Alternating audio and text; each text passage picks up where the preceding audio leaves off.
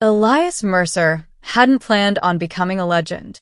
When he accepted a short-term engineering contract on the outer colony world Valara, all he wanted was enough credits to pay off the debts hanging over him like a slow-moving asteroid. He expected quiet days, basic repairs, and fewer people screaming at him than back home. What he did not expect was to save a princess, or to be shot full of arrows by 8-foot-tall alien soldiers because of it. But fate had its own twisted sense of humor. Beginning, the girl in the forest. The Valerans were tall, elegant, furred humanoids with long ears and eyes that shimmered like gemstones.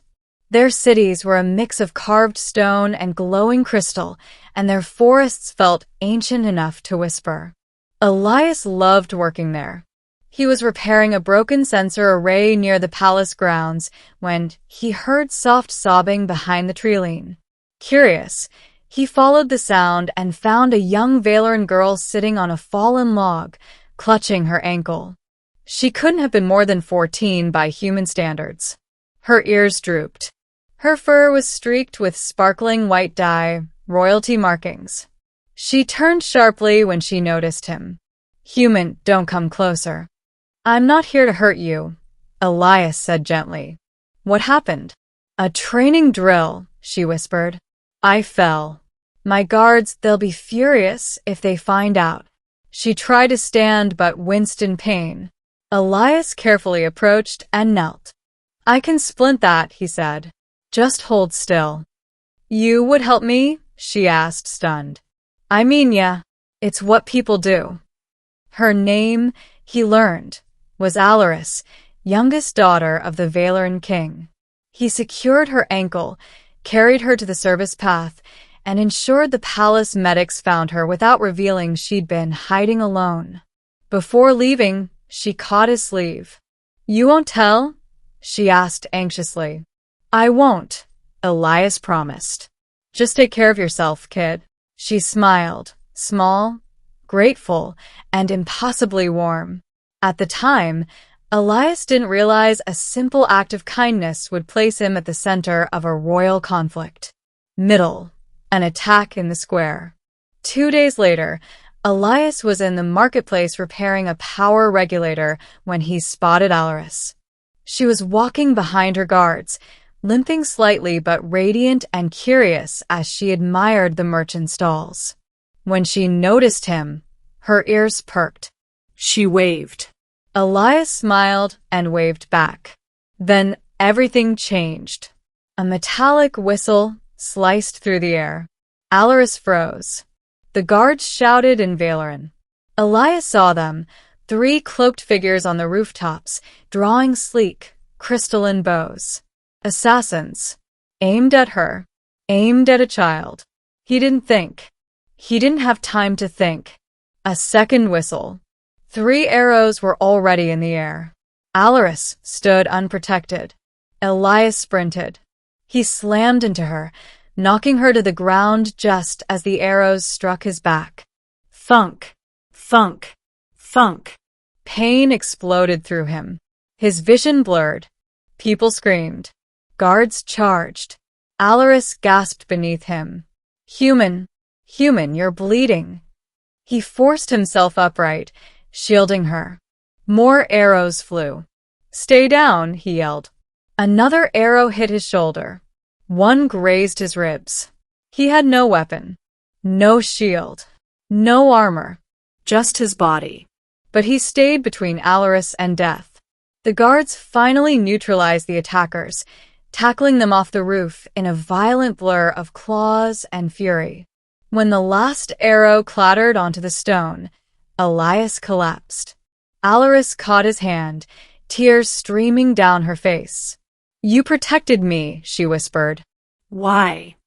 He managed a breathless, half-conscious smile. "Because you deserve the chance to grow up." The healing hall. Elias awoke in the palace healing ward days later, wrapped in soft bandages and lying on a bed that felt like it was floating. Valeran medicine was advanced. He shouldn't have survived the wounds he took, but somehow he did.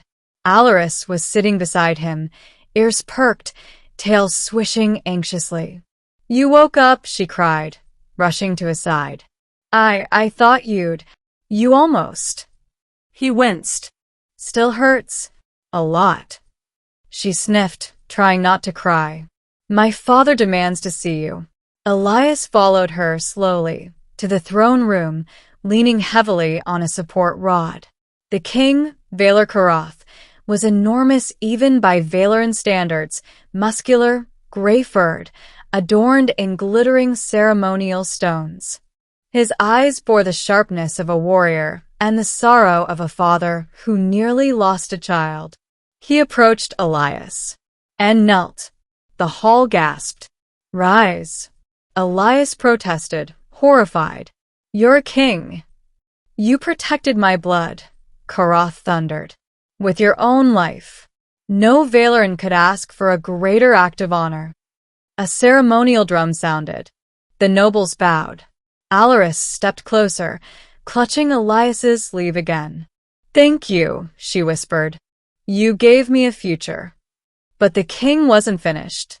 "You shall be rewarded," Karath declared. "But first you shall be named."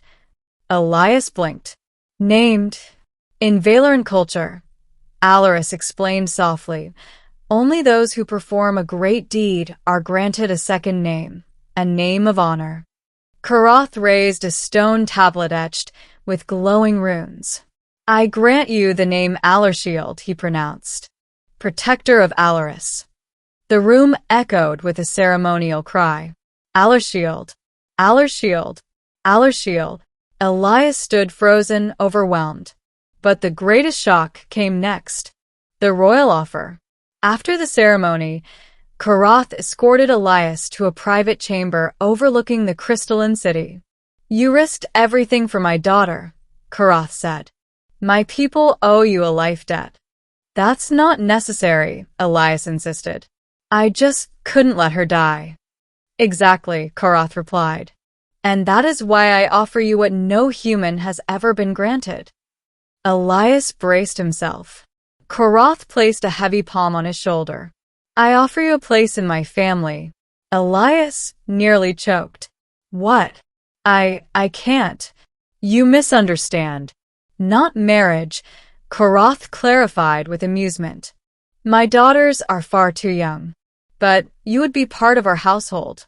A guardian, a mentor, a protector, as long as you wish to stay." Alaris peeked from behind the doorway, eyes hopeful. "You'd stay near the palace," she added quickly. "We all feel safer when you're around." Elias hesitated. He had nothing back home but debt and endless repairs. Here, he had respect, purpose, a family that wanted him, and a kingdom eternally grateful. He exhaled slowly. "I'll stay," he said. Alaris practically leaped toward him in joy. Karath lifted his arm triumphantly. "Then you shall be trained, honored, and recognized as one of us." Ending. The Human Guardian. Months passed. Elias recovered fully, began training with the Valeran Royal Guard, and quickly earned a reputation not only as Alaris's shield, but also as a trusted diplomat between humans and Valerans. He sparred with warriors, studied Valeran customs, and learned the art of reading their expressive ears, a skill few humans had mastered. Whenever Alaris struggled during her studies or royal duties, Elias was there to encourage her. Whenever the king faced political threats, Elias provided a human perspective no other advisor could. And whenever the people saw the scars on his back, they bowed their heads in respect. The assassins who attacked Alaris had belonged to a radical faction opposed to peace with humanity. Elias's sacrifice crushed their influence completely. No Valeran wanted to be associated with the group who tried to murder a child, and who were stopped by a human's courage. One evening, as the sun set behind the glowing crystal towers, Alaris sat beside Elias on a palace balcony. "My brothers call you Shield Brother now," she said fondly. Elias laughed. "They hit hard enough during training to prove it, You changed everything, she said. My safety, our kingdom, relations with humans. I didn't do much, Elias replied. I just did what felt right. She shook her head. No. You made a choice that most wouldn't. And we will never forget. Elias looked out over the city, his home now. The place where he nearly died. And the place where he found something more valuable than credits, repairs, or the quiet life he once wanted. He found belonging. He found purpose. He found a family. He found a kingdom that would honor him for generations. And every time he heard someone whisper the name Allershield, he stood a little taller. Because he had earned it.